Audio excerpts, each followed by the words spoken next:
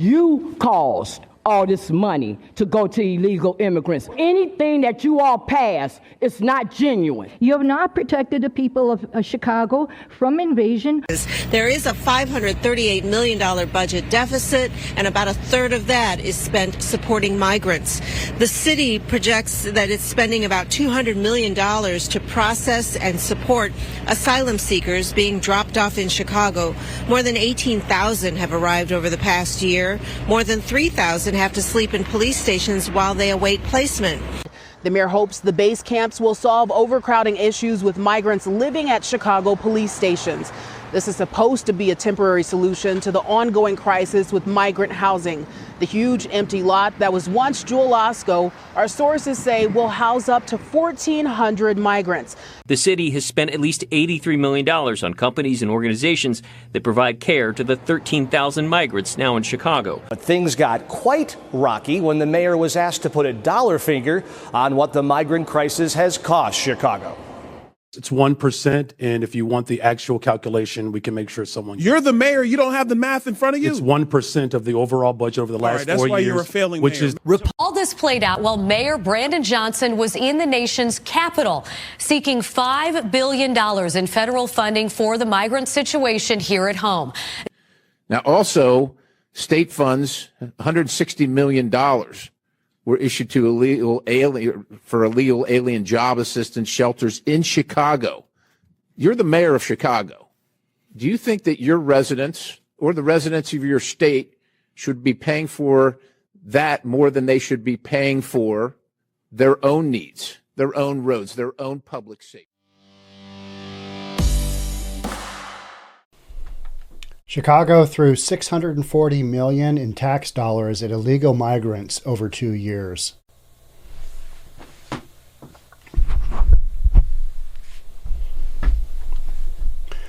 We've got more confirmed shenanigans from Let's Go Brandon Johnson, mayor of Chicago. Chicago threw $640 million in tax dollars at illegal immigrants just over 2 years.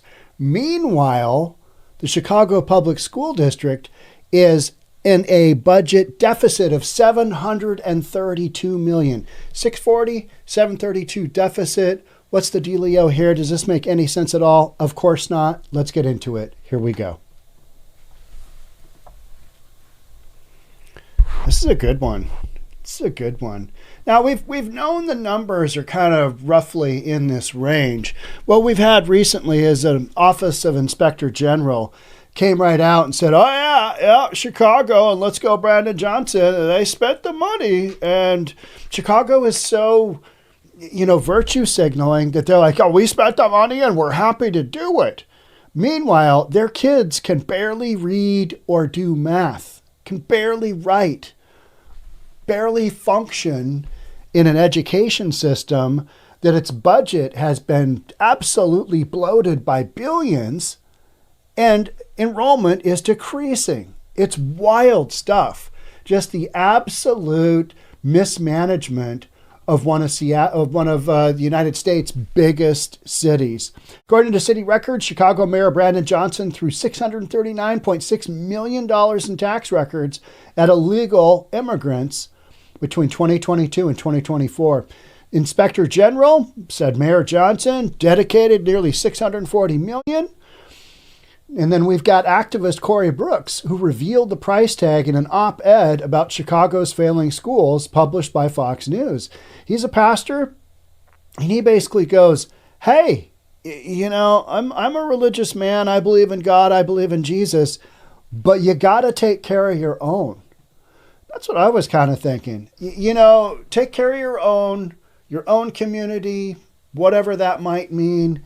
And then whatever you got left over, that's when you go and, okay, how can we help whomever needs the most help? Instead of saying, you know what, Greg Abbott, governor of Texas, go ahead and just send us as many criminal illegals as you can, and we'll take them. We'll take them.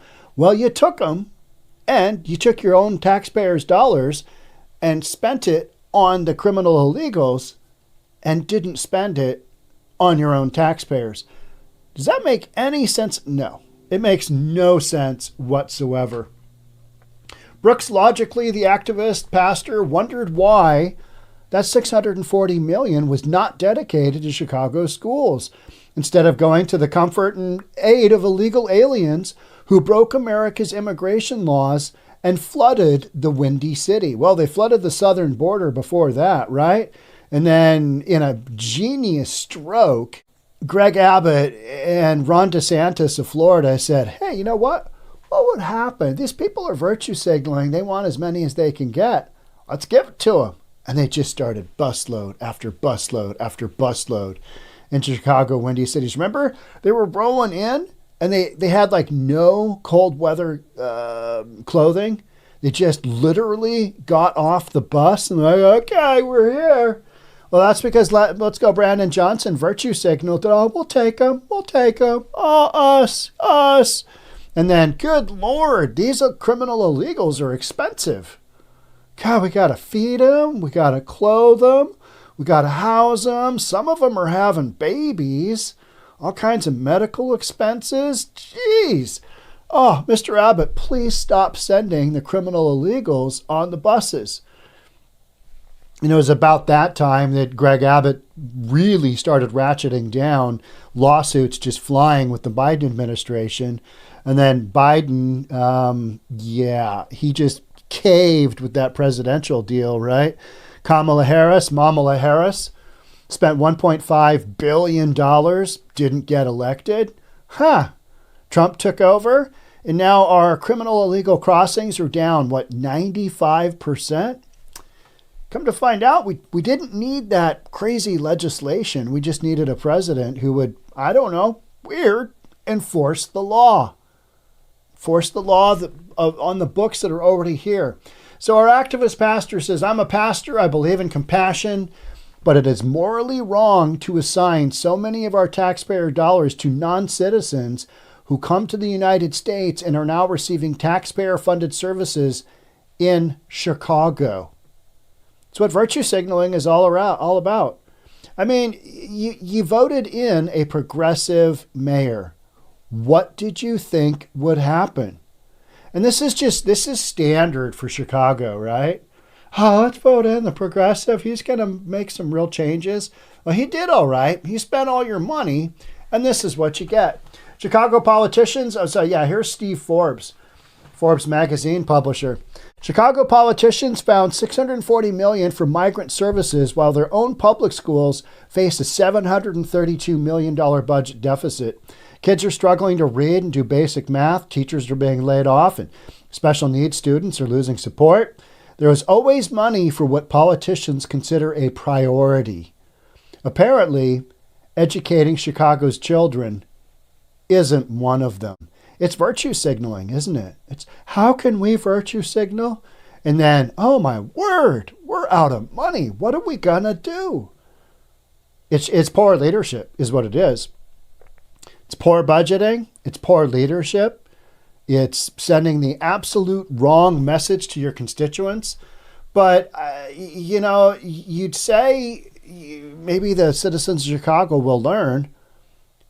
That doesn't seem to be the case, right? Because keep voting blue. It's going to work out sometime, right? It's going to work out sometime. Here's Let's Go Brandon Johnson. Here's anxiety attack. Let's Go Brandon Johnson. Oh, I got to go to the hospital. I'm having a panic attack. The absurdity of throwing hundreds of millions at illegal migrants when the city's own children get sent to the back of the line are horrible optics, granted. But the Chicago Public School are not all that virtuous either. Costs for Chicago's schools continue to soar even as enrollment craters. How does that happen? Their test scores continue to go down. The number of kids in the system goes down. Budget just absolutely exploding. 2025, Chicago Public Schools had 325,000 students enrolled, but that was a drop of more than 70,000 students from a decade prior.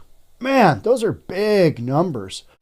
ProPublica reported, and officials expect that in a few more years, enrollment will dip down to 300,000. They'll lose another 25,000, almost another 10%. Despite the cratering enrollment, Chicago Public Schools demanded a record $10.11 billion budget for 2026. Only 43% of kids in the 3rd grade through the 8th were proficient in reading, and an even lower 27% were at grade level in math skills. So really lacking in their learning. And yet, Chicago is spending hundreds of millions of dollars on criminal illegals that came across the border illegally. And virtue signaled, oh, we'll take care of them, but taking care of their own children, just not even on the radar. Let's spend more money on more teachers, but the teachers we have aren't really teaching them. So what are we even doing? Schools across the country have faced serious pressures thanks to immigration issues. Yeah, and think of all the kids that are now in the school system and all these illegal aliens speaking foreign languages. Many school districts have been using H-1B visas to import teachers as well. H-1B visa program is draining the incentive for complacent politicians to fix the broken K-12 system. We'll just get some more immigrants in here and they'll teach. They'll teach. We'll be happy. It'll be fine. Plus, education. Overrated. Kids can't spell, though. It's got spell check for on your computer. Right? Kids can't do math. Basic elementary math. Well, that's why they got a calculator on their phone. At some point in time, you've got to have some absolute... How about reading? Oh, overrated. Who really needs to read? Libraries, just whole thing. You got to be able to do some absolute basics. Chicago students, unfortunately, not happening. Johnson hopes watchdogs finding that city accurately and transparently accounted for migrant crisis spending prompts reevaluation. So they came out and said they spent $269 million to care for the men, women, and children. And then they spent the rest in a bunch of grants and other ways of just pissing away $600-something million. They took on 46,282 criminal illegals who arrived in Chicago between August 2022 and December 2024. Spent $639.6 million, $370 million in grants from county, state, federal officials, all money that could have been used elsewhere. But they wanted to virtue signal, oh, we care about our neighbors. Yeah, you just care about getting a bunch of constituents who are going to feel obligated to vote for Democrats because that's who brought them in. And will that actually pan out? I don't know. I kind of think a whole bunch of those people are going to be hardworking people who come into the country, start their own businesses, kind of get things going, because a lot of them are, not the Somalis. The Somalis are mentally challenged. But I don't mean that in a flippant way. I just mean vast majority of them have, an IQ of about 68 to 70, and they're on welfare. They come into the United States and they're on welfare, whereas people from other different countries come here and just want to get going. And when they do get going, they will recognize, you know what? Chicago really doesn't have our back as far as business goes. This isn't really where we want to raise our children. Where should we go? Let's go to a Republican state. Better leadership, better use of taxpayers' dollars, pro-business. We want to do that. So many of them go that route, right? So I'm humbled that the work that I did has been validated. That's what literally Let's Go Brandon Johnson said. I don't regret it. It was the right thing to do. So he is literally defending bringing in thousands and thousands of criminal illegals, spending $640 million, and his own kids in his own districts are wildly unable to be proficient in damn near anything. It's just shocking. It's sad. Chicago had just 3,000 beds in its shelter system when tens of thousands of migrants made their way to Chicago, most on buses from Greg Abbott, Republican. eager to damage Joe Biden's chances for re-election and divide Democrat voters. No, that's not what happened. He said, hey, if the federal government isn't going to support closing down the border, if it isn't going to do its job, I'm going to take over and do it. And if you guys want a virtue signal that you're going to take all these criminal illegals that come across the border, then I'm going to put your feet to the fire and we're going to bus them to you.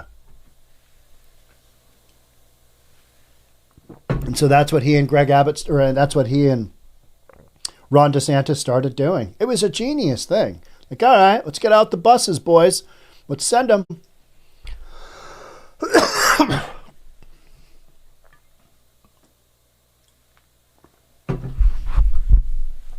With nowhere else to go, many migrants were forced to live for weeks at a time in police stations. Chicago's 2 airports and park field houses, visible sign of the crisis that defined Johnson's first year in office.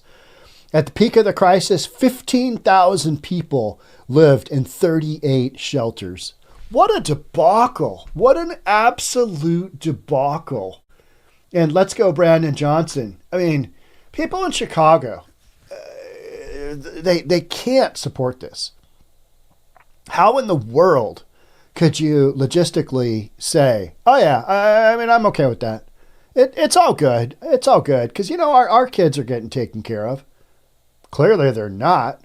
I understand the frustration that black people felt during that mission. I do, Johnson said. Meanwhile, their children can't read, write, really do math much at all. Johnson said at a news conference, struggling to maintain his composure, "We don't ask for much. We don't. We just want our schools to close. We want opportunities. We just don't want our schools to close." Well, if you don't fund them, they will, you numbnut. We want opportunities, good paying jobs. Well, that requires being a good leader and not kicking so much of your money to criminal illegals. And then, so there's a massive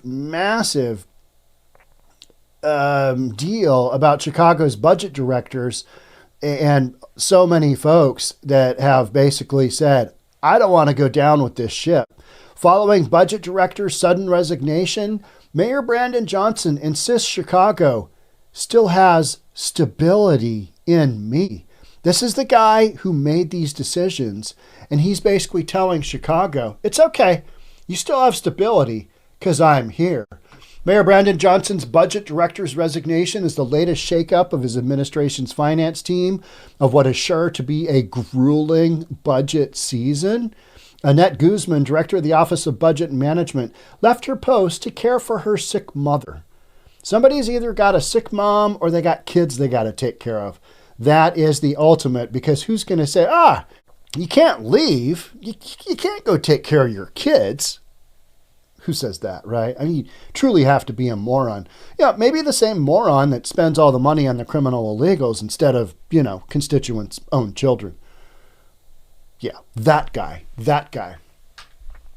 Johnson on Tuesday tried to tamp down concerns about what the turnover means for the city's direction. They have stability. They have stability in me, Johnson told reporters. We do have continuity. I'm the continuity, right? ? Man, I hope not. Because if you're the continuity, you are just... Here's Let's Go Brandon Johnson talking with J.B. Pritzker, the governor of Chicago. Man, Chicago has really kind of gone down some crazy avenues, right? Just like, what? You're doing what? What's going on here? What are we doing? Why are we making these decisions? Why are its own children being left behind? This was the kind of editorial piece, the opinion piece by Corey Brooks, who is the pastor, and he's saying, hey, where's the money for our kids? You're spending all this money on these people who basically broke the law and came into the country illegally, but our kids just being left behind. CPS schools facing school staffing cuts as district's budget deficit tops $700 $130 million.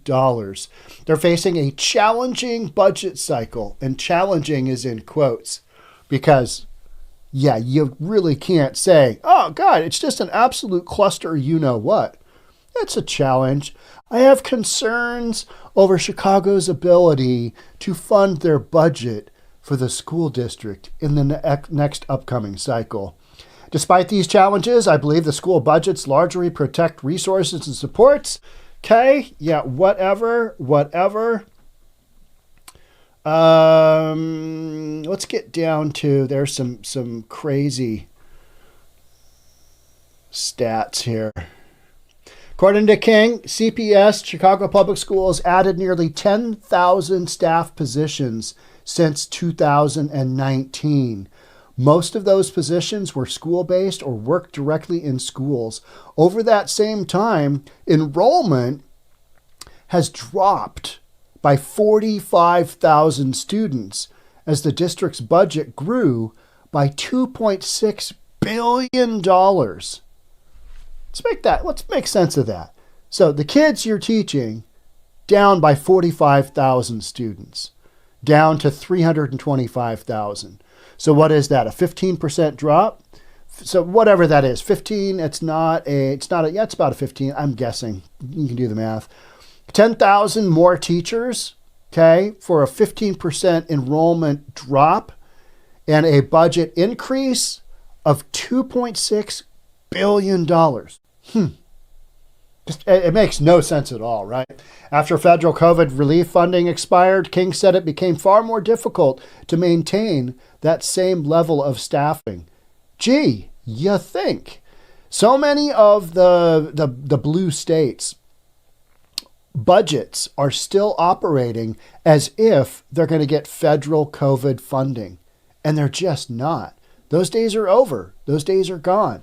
Making it rain for all the states because the Rona was here, that is not happening. And all these programs, all these generous welfare programs, it's like Kathy Hochul in New York, basically saying to all the people that moved down to Florida, hey, could you guys come back and pay for our very generous welfare programs? Because we need the help. This isn't going right. These budgets reflect the reality, our financial reality, and our full responsibilities to our highest need learners. Massive, massive deficit. But hey, let's just go ahead and fund a whole bunch of criminal illegals instead of our own kids. Make that make sense. It's about priorities, isn't it? Who are you going to prioritize? I mean, what kind of credit are you going to get? Especially, what kind of credit are you going to get from the township of Thornton, where Tiffany Henyard was from, for funding hundreds of millions towards the criminal illegals? The south side of Chicago, what do you think they think about this? What do you guys think about this? I know I've still got people that watch from south side of Chicago, west side of Chicago, because you guys pop up every now and then. Like, hey, how we doing? Well, I mean, this is an absolute disaster. But what I would say is that this is an ongoing disaster, and keep voting blue because it seems to be working out just fine, right? It's like here in Seattle, keep voting blue because it's really going in the right direction. Yeah, no, it's not. But it is what it is, right? It is what it is. You got Let's Go Brandon Johnson. That's who everybody wanted. You had Tiffany Henyard. That's who everybody wanted. She's so progressive. And then all of a sudden, she's running on the Republican platform in Atlanta. Crazy stuff. Chicago, you got crazy stuff going on. All right. That's it for me on this one. Thanks so much for being here. Love to have you subscribe. Hit that notification bell. I'll see you in the next episode. Bye for now.